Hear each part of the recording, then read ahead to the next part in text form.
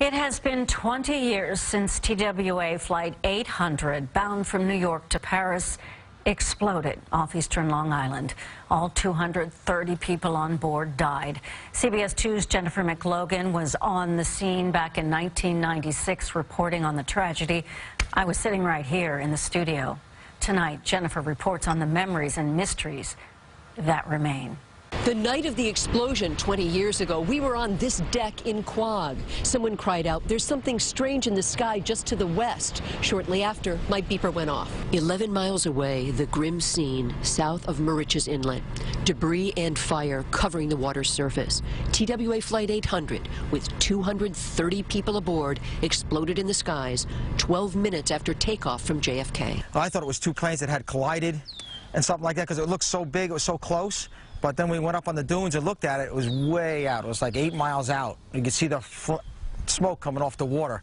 Randy Penny and friends jumped into his dad's lobster boat and instantly found themselves emergency volunteers. We spent hours there trying to find anybody that was alive.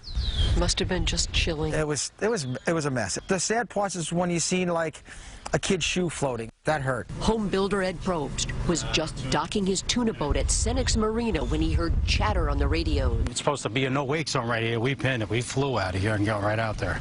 Soon after that, we found the rudder of the airplane, the big TWA American flag with the serial number.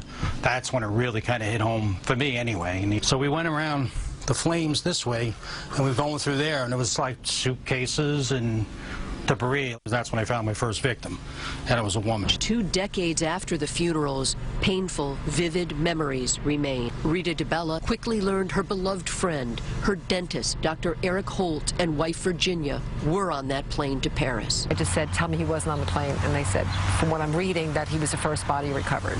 Amid unending grief, investigators interviewed 700 witnesses, examined thousands of pieces of wreckage, eventually concluding the explosion was likely caused by a spark in the plane's center fuel tank.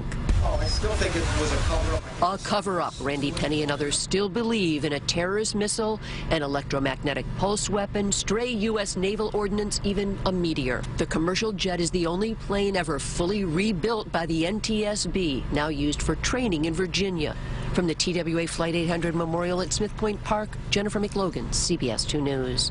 The disaster resulted in hundreds of safety changes, including precautions against sparks near fuel tanks that must be implemented by next year.